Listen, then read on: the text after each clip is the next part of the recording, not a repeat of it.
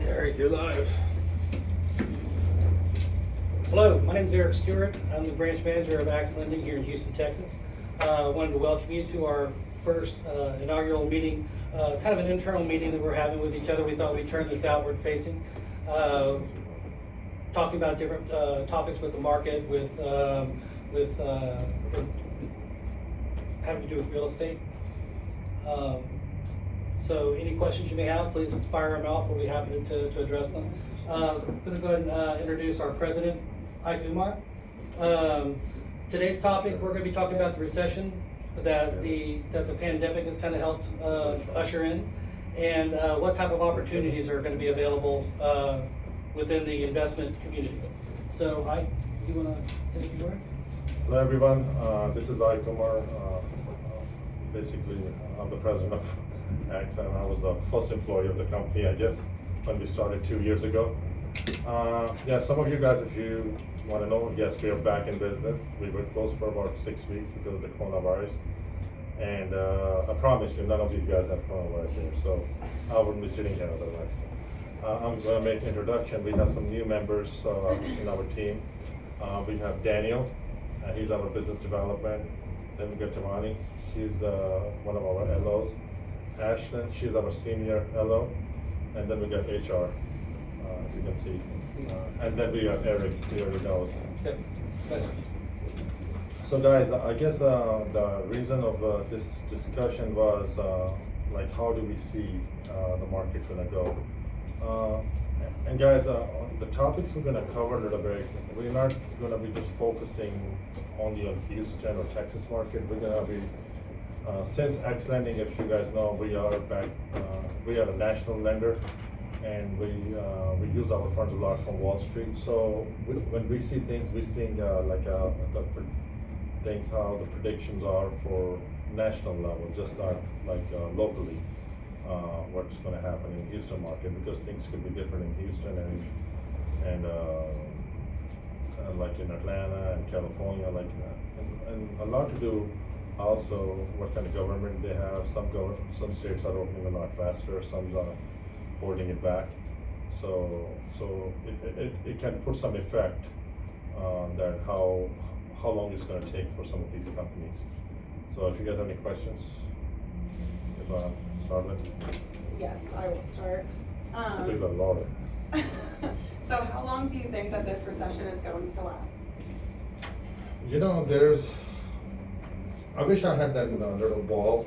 I could see the future. Trust me, I would be a lot more richer if I could.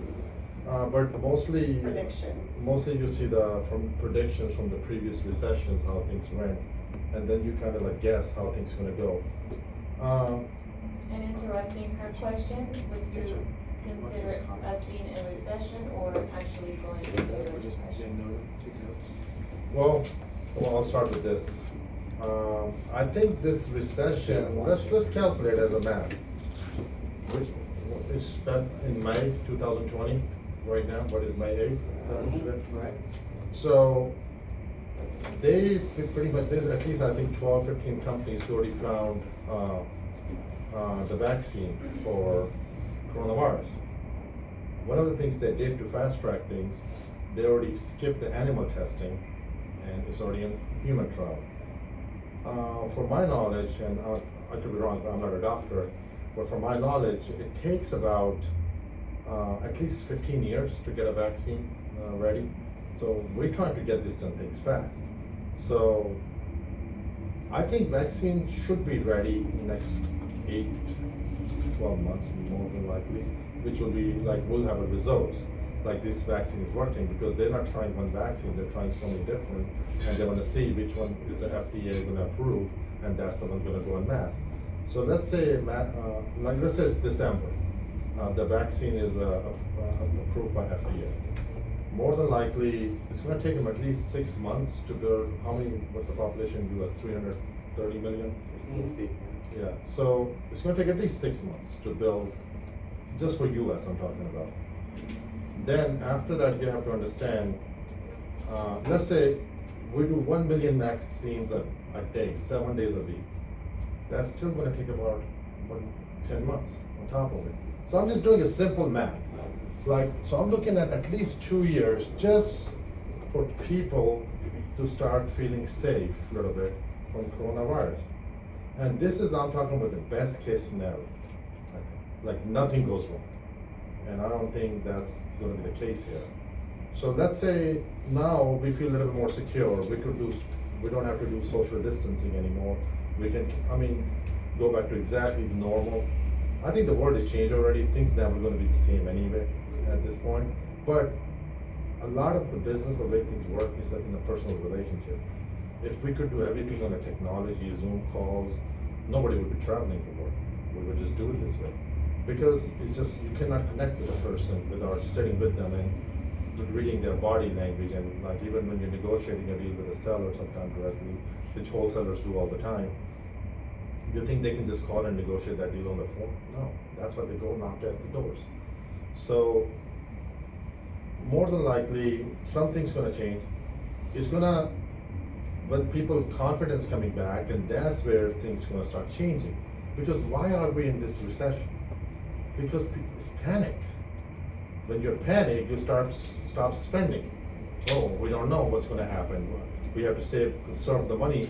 So when you're not spending money, what's happening? You're not buying groceries, you're not traveling, you're not buying gas, you're not let's say you cut your groceries to half to be conservative. Now they probably have to lay off half of the workers because they don't need, the volume is not there. And that's how, it's a ripple effect. It's gonna just keep going. And I don't think we have an imagination, we can't even think how far this thing is going now. So, and then when the things start back, the confidence, which is the first thing is the mind, control your thought process.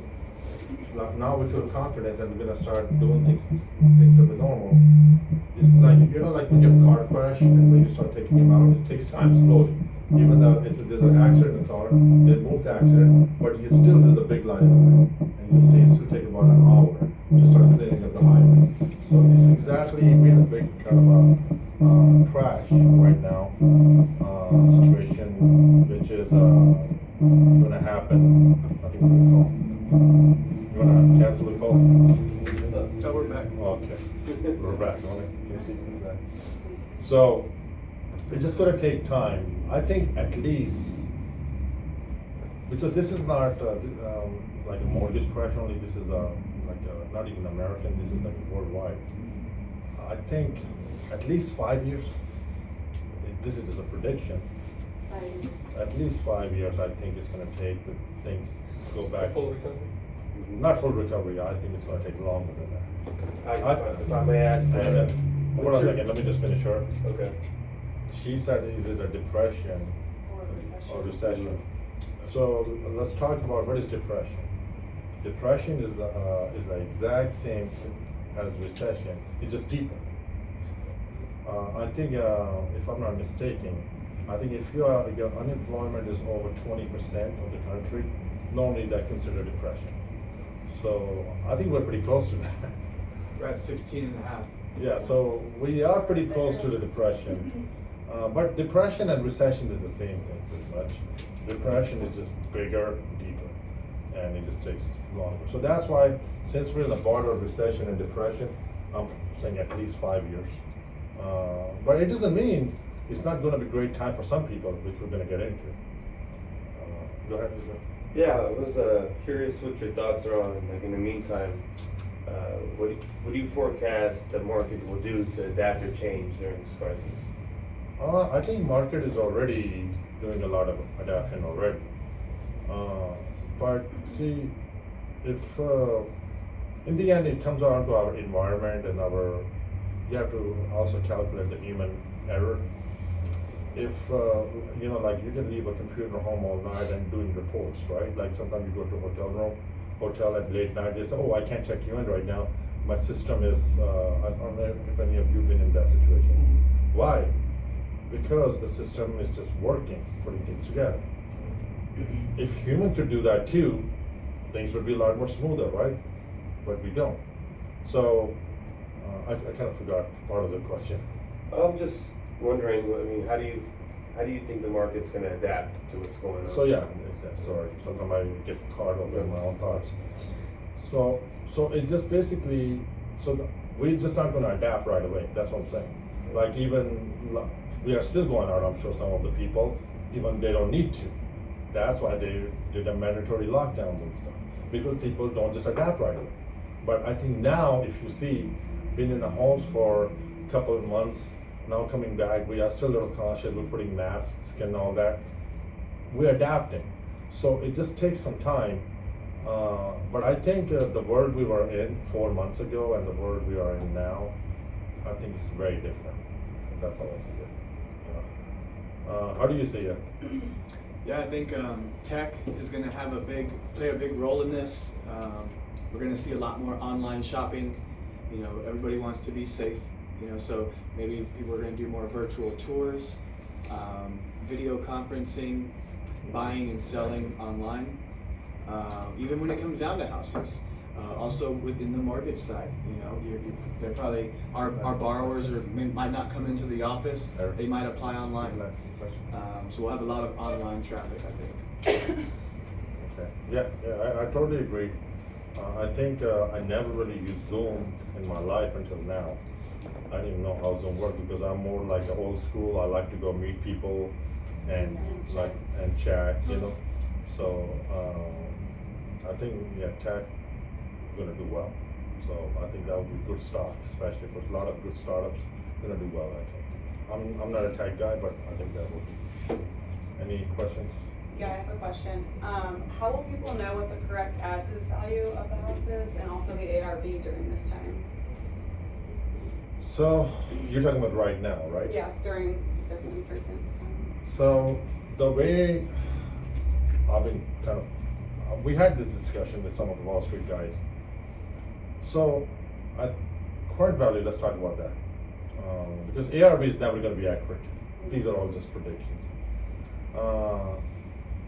Let's say right now the Wall Street is predicting right now the houses are about 20% lower on their valuation what they were in January. And this is going to be temporary, just like predictions, because all they're doing to make sure, because they have to look at it as a lender point of view. So if they're lending 70% on the value the people believe in January, and something goes wrong, there's a pretty good chance they're underwater. But if they're calculating this $100,000 house is worth $80,000 now, and then they're lending 70% on that makes them safe. You understand? So that's one part, but that's like a temporary. Valuation, I think that's where I think I have a lot of disagreement with a lot of wholesalers, because they come up with all these a lot of time crazy numbers, you know, to me, because they see, like I had one of the wholesalers, I'm not going to say the names. He came to me and the property, and he said, okay, we're buying it for this much, and this is going to be the ARV. So I said, okay, have you run the comps? So he said, yeah. These other houses were sold, and there's 4 other houses down the street, and they're selling for this much. I said, okay, how much are they asking? And then when I looked at the paperwork, it was not very big difference, right? I think one part we don't understand, that's why the valuations are different on different area. Let's say we're looking at one house, and there's 3 other houses in the same street for sale. How would you know the real value? Because these 4 houses are technically competing against each other to sell. So I think it's a pretty good chance, if I'm a buyer, I'm gonna lowball them. Because there's 3 other houses, even I'm not interested on those houses, I'm gonna use that as a leverage. Hey, if you don't take my offer, I'm gonna go down the street and buy that house. And then I'm gonna go to that house if I'm interested, I'm gonna go back, I'm gonna play them against each other to lower the price. So a lot of time some people look at that as a good thing, there's more houses in the same street so they can compare. So comparisons are there, what market is asking. But I think that goes against it. Because I think it gives, if you have more houses in the same neighborhood or same street, it gives more leverage to the buyer to have price on his favor, right? But on the other, let's say if you look at a house and there's only one house in the whole subdivision, then you probably predicted a lot better how much, because then you don't have too much other competition to worry about to lower the price. Then you can just predict how much the other houses are sold for. So that, and that there's never gonna be, people say this is the value. Nothing is like, these are all predictions. Right? I mean, this is all predictions, like we're looking, okay, this is the value of the house now, but that's all guessing normally. And just, we just go with it. But nothing is confirmed, oh, this is the rock solid value of this property. And ARV is even worse, because people like, oh, this is how much the ARV. Like, ARV is not a real number. Like, I have a lot of borrowers come to me and like, oh, this is the ARV. I was like, okay, what is the ARV? Well, after repair value. And okay, so you think your after repair value will be 300 and you buy it for 200? How? How did you come up with this? And they will come up with the stupidest thing sometimes. You have to understand one thing, there's nothing such a real thing, I believe. This is my personal opinion. It's the ARV. ARV is just a prediction. This is, if Ballpark, you, yeah. ballpark, so if you're saying it's a $300,000 house, it's not never gonna sell for 300, it's gonna sell for 280, 260, 290. It might go 320 if 3 buyers are bidding on it. So I think it's pretty different. Anything else? Eric is out of questions. No, I was just gonna say, as far as the ARV is concerned, I think that we're still in the middle of an adjustment. Like you said, that there's prediction of it dropping 20% since January. Most realtors or most BPOs are gonna be going 6 months back, and stuff like that. So they'll be looking at prices that are not reflecting that just yet. So Yeah. we have to wait a couple of months to kind of let that catch up, and we'll start seeing ARVs more aligned with what the true value is Right. at current. But the thing is, you have to understand one thing. The point I was trying to make, yeah, we use that system to run our real estate system. We use these prediction system, but you have to understand, let's say there's a lot of foreclosure rate. Do you think the ARV you guys are calculating right now, do you think that's gonna be right one next year? Probably not, but let's say. That's what I'm saying, we have to wait for the data The ARV is totally off. catch up. Because the market probably is gonna be flooded with the new properties, so your ARV is not gonna be at least near. Your ARV, you think at 300,000, I think that your property's value is gonna be like 180 if there's a big flood of real estate coming. So I'm just saying it, I just don't, I mean, ARV is a term, is good, more used for like selling thing, like what you're trying to sell, like a seller selling to buyer, this is how much it's gonna be worth. If you fix this kitchen, to put new floors, you know, same thing, the wholesaler selling it to a buyer, oh, if you do this, this is how much. Then buyer is selling that to a lender basically lending on it and assuming everything goes right. It's all hypothetical. Yeah, and then they're selling it to the basically a couple who's buying a house. This is exactly what it's worth, right? Because then they basically looking at how much the things were sold for, and then the bank who's lending the money on this house, they are selling to the securities. So ARV is just all sale tactics, I believe. You know, it's nothing real. You just have to go. I mean that's the system we use to predict everything. I'm not saying it's wrong. I just don't do any deals myself personally, just based on ARVs. I go by now, and I think of everything can go wrong right now. How would I handle it? When you look at the numbers this way, you see things totally differently. Because ARV is more very entrepreneur optimistic, but when you look at as is now, you're looking more analytical, like what is the condition now? I mean, what do you think? Right. Yeah, and also it's kind of a double-edged sword, right? So market values can drop due to panic selling, which is pretty likely to happen. So if you're flipping the property, your value might drop. But if you're buying a rental property, those homeowners who sold their property at a discount might be your tenant. So if you're evaluating on the rent income approach, you might actually see your value stabilize or increase. But if you're trying to flip it and you want to sell it fast, you're going to catch that dip. So a good strategy as an investor, buyers have a 2-year memory.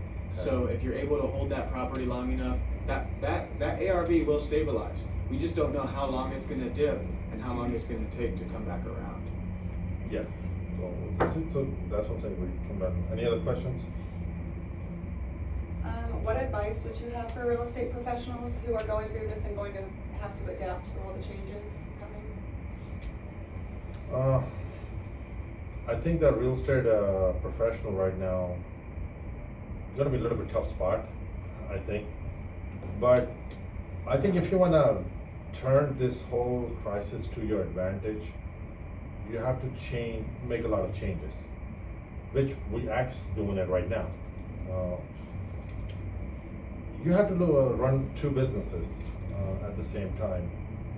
You have to run one businesses now, like if you're a real estate agent or you are a appraisal company or you are a wholesaler or you are an investor. You're looking at your business like day to day, like what you do, that's one part. But you still have to work on your business, what it's gonna be a year and 2 years from now. Don't forget that. Because if you don't, it's like getting on a plane with no GPS. Like, you don't know where you're gonna end up. So you kind of have to like run 2 businesses every day. Like one is you're working on the business. So you have to look at the market pattern, where the market is going and where basically market is now. So you have to do what you have to do every day, but you still have to see what is the prediction, what you're seeing happening. Look at the previous, all your previous recessions. Look at their pattern, how long it took, and learn from it. This recession is a little different, but things are still pretty similar, the way things work out. So my advice is to like, Very unexpected. yeah. So actually this recession is not something and I think you guys will agree with me. We were expecting that already. We were expecting a correction. Right. This was an accelerant. Yeah, we thought we're gonna have enough time to see things when it's going down, so we can make the changes. But it just happened so fast. So let me explain why are we in this situation even right now. I'm not talking about Corona. Recession was due anyway. Because you guys remember 2008, right? We had a mortgage crisis. This recession is different from 2008 is because this is not only a mortgage crisis, this is pretty much overall everything. So maybe I'll give you my predictions, what kind of in real estate is gonna hurt the most. So basically this recession, the reason it was due because even in our industry, when we were looking at the loans, the ARVs were, we tried to stay under 70%. Now it was so hard to even stay under because people were buying deals too expensive. The good deals were not even that much out there about a couple of months ago. But then it was so funny, I was seeing pretty much everybody's cousin was getting in the business as a wholesaler. Which I have nothing against. I want entrepreneurs to go, but I felt like they were a little late at that time. And that's what happens. When you're late, you keep dumping money in the industry, and what's happening, the bubble is getting bigger because things are getting expensive now, and more expensive, and then you get to a spot, people are bidding against each other on the same property. That's a sign of recession coming, big time. So market, when it gets too much too big, it have to like reset itself. It have to like go back and correct itself, just like Daniel said. So correction was due anyway, right? Yeah. Right? It's on its way. Yeah, it was due anyway. It's just gonna be a bigger correction this time. I think a couple things I would go over. The business is gonna get the most, how I see the play out, the recession. So we are in May right now. We have, what is it, 32 million on the unemployment? Unemployment. 32, 33. Do you think reasonably we can predict unemployment going to be over 40 million in the next 6 weeks? Possible. I mean, the way it's going, numbers, It's possible. it's possible, right? So let's say even like 35 million. Okay, let's say we lose only 3 more million jobs, that's it. We have 154 million taxpayers, I believe, in this country. So when you take 35 million people out, what is that, like 25% of the people are gone who are paying taxes? So if they are taxpayers, more than likely they use that to take a mortgage on a house. Banks are not known to be the very friendly people normally. I mean, they are looking at numbers. So I think banks might work, or they might pass some laws to like make sure give people as long as time they can before things go foreclosure. So I just don't see personally 35 million people going back to work by December. So what's going to happen is a lot of people going to start foreclosing. Banks going to start the proceedings. And I think next year, early next year, to middle next year, we're going to see a huge flood of foreclosures coming. And which is pretty sad. People are going to be losing homes. But that'll be a good time for investors who we deal with. So if you want to make something good out of this recession, I would say wait until end of the year. That's where you're going to start seeing a lot better deals. So, and the thing that some of the people make mistakes in panic and instincts is, and I've been one of those people. I've made a lot of mistakes. Otherwise, I would be probably sitting in New York somewhere. People sometimes, if the market keep going up, just start. They say, okay, the market is changing, and now they start dumping money. I think I learned that from the guy who started on his book called What It Takes. I think that's the book name. Steven something. The guy started the Blackstone. Mm-hmm. So he's giving advice on that book. You want to wait until market come back at least 10%. When you see the market is up 10% on the value on the property, then you want to come. So yeah, you're going to lose some profit, but that puts you in a very good situation. You see the patterns keep going up. So you do not want to be there like us. I mean, it doesn't mean you're wrong, but your chances of failure are a lot higher. So you want to wait like at least the market to come back at least 10%. Then that's the time you want to buy as much. But I mean, then like it's not like you just go and buy. There's a lot of aspect, right? Like you have to have a real good realtor if you're using one, who have to be an excellent negotiator. You have to know how to do the leverage on the person you're buying it from. These little things all add up. And so if you're in the real estate business, you can't just think you're good in one thing and horrible on another. These are little tools, you have to connect them right to make it work. And that's what I think only some companies can do that, who are very big right now. So, anything else you guys want to go on? Answered all my questions. Yeah, We basically. talked a little about the iBuyers and stuff like that. Yeah. Yeah, another good or positive sign that we heard about just today is that Zillow has run some statistics and decided to start purchasing again. All the iBuyers are coming back in, Open Door, OfferPad. So what that tells us is that statistically, we as an industry, in the real estate side, are already seeing an uptick in values. So there is some light at the end of the tunnel. I think that some other industries were hit a lot worse than we were, but the interesting dynamic to note here is that people want to feel safe, and they feel safe in their home.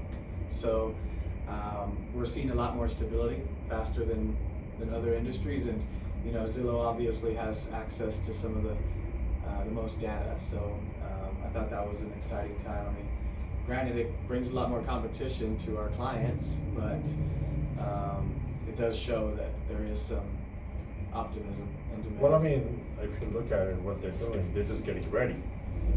Because you have to understand, like big firms like that, like what do you think we're doing on our sister companies? We're ready to go buy big time, like in a shopping spree.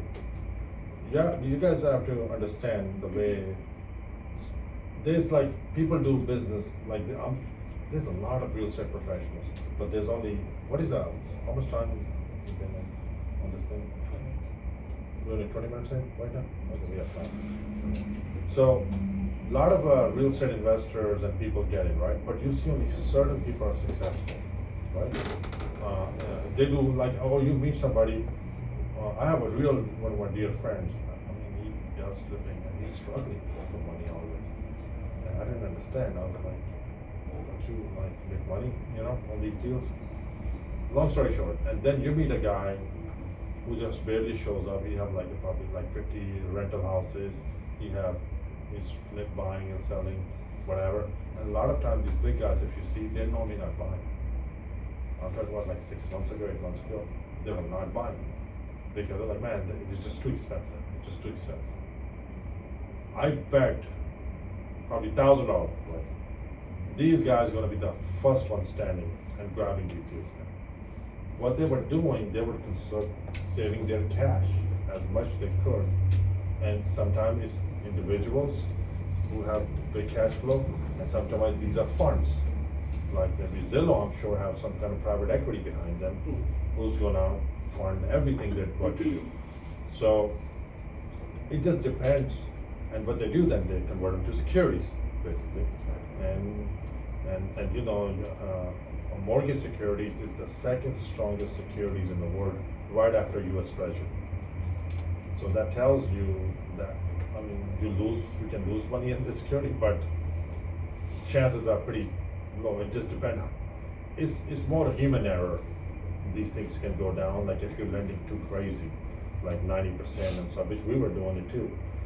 So one of the things I think gonna happen now, when the houses are down, a lot of the big funds, like companies like Zillow or iBuyers, I guess is one of them, they probably have their funding secured in the back end by some kind of private equity firm, right? So they probably will have a budget for 50 or 100 million, whatever, and they're gonna go start buying it. What they're gonna do, they might hold for a little bit and start selling it when the market is high. Until then, they probably will rent them out. So people are living in, so there's cash flow coming. So they have some return for their money. But and you're gonna see exact same thing is gonna be happening with the big investors. So I think, it's still, I want to say it again, it's very unfortunate we are in this coronavirus situation. But as an investor, I'm getting water in my mouth. Let's put it that way. I start seeing I can play a couple good plays and cover all of the losses for the last 10 years. Let's just put it that way. Next year. That's how I'm seeing it. And I think we were discussing what is success. The success, a lot of time I was hearing even from my office, well, success is me being free, having a freedom, having money. Well, that's the misconception. We're thinking about the result. But you have to understand this success is never going to end, right? This thing it's a journey. So success is taking advantage of the rare opportunities and be open for change. So this is opportunities are coming. You just gotta. We all have to start. If you are in a bad situation, that's the result of your previous actions. You have to understand. So if you start planning the things now, you're gonna see result probably in 12 months. Especially in real estate, things are very slow. You do not see on that. So any other topic you want to cover? Nope, covered here. My last one was securities. Okay. Is there any question we left? I think that was all my questions. Alright guys, thanks for tuning in and watching our discussion. We're gonna try to do something once a week. We'll try. We just kind of We'll coming start a back. podcast. Yeah, I'm gonna give Ashlyn the job to kind of If you have any ideas for topics or Any questions, you just can send us comment an below and we will discuss them the next time. or you can send us an email too, and Ashland and regarding Ashland hard and money Toronto. and how it works. Yeah, It's and Ashlyn at axlendinggroup.com. I think before we end this, let's discuss some of our programs really quick. Right? Yeah, absolutely. So, So right now, we actually have a bridge program, 1 and 2 years. So if you have a big construction job that you're looking to flip, we go up to 2-year terms on those. Currently, we also have a refinance program, and our refinance, we have a 5, 7, and 10-year ARM product, and we're having a lot of demand for that, especially due to the lack of liquidity in the market. Although banks are still lending, it's harder. It's harder to go to the institutional side. So if you have a portfolio of properties and you want to free up some cash so you can start buying some of these opportunities, we're starting to see a lot of demand for our ARM product. one of the things that I do want to cover, which I forgot, like remember 2008, we were discussing the crash. I think this crash is a little bit more overall. So one of the things I want to touch really quick before we end this is what I think personally is going to get the hurt most in the commercial side. I think apartment complexes cap rate going to go down big time this year, but that's the best time to buy it, I think. But next year and the end of the next year, they should come back up pretty good. I think the biggest industry in real estate I'm seeing taking the biggest hit is going to be the office buildings. And the reason I'm predicting that, since a lot of these companies kind of learn, and I've been reading articles, even a lot of banks, they're going to test this concept now. People work from home on Zoom. And I think this is going to work for some. So they don't need those big offices anymore. And now you can hire a person in a different state, don't have to relocate. Because companies are always looking for like cutting their expenses, right? And because when you're relocating, you have to give them relocation money and all that, and then they're starting all over their lives again. So that's gonna be a lot easier to find good talent in the different states that they can very disciplined enough to work and get things done. So I think office buildings gonna take the biggest hit. So if you guys have interest in office buildings, I guess, I think next year will be a good time to buy those. I don't personally have any interest in it, except in buying one for Axe office. Other than that, I don't have much interest in them. But I think we are looking in probably, I think that's where Daniel's gonna work on, and Eric, in entering and buy a lot of apartment complexes. Good thing we did secure some of the situations for us for funding. So we're gonna be in the market. So if you are in an apartment business and you think you're just gonna have some deals, we're here. So we're gonna be buying. So yeah, thank you very much, guys, and I want to say thank you, everybody, and we'll see you next week. Bye.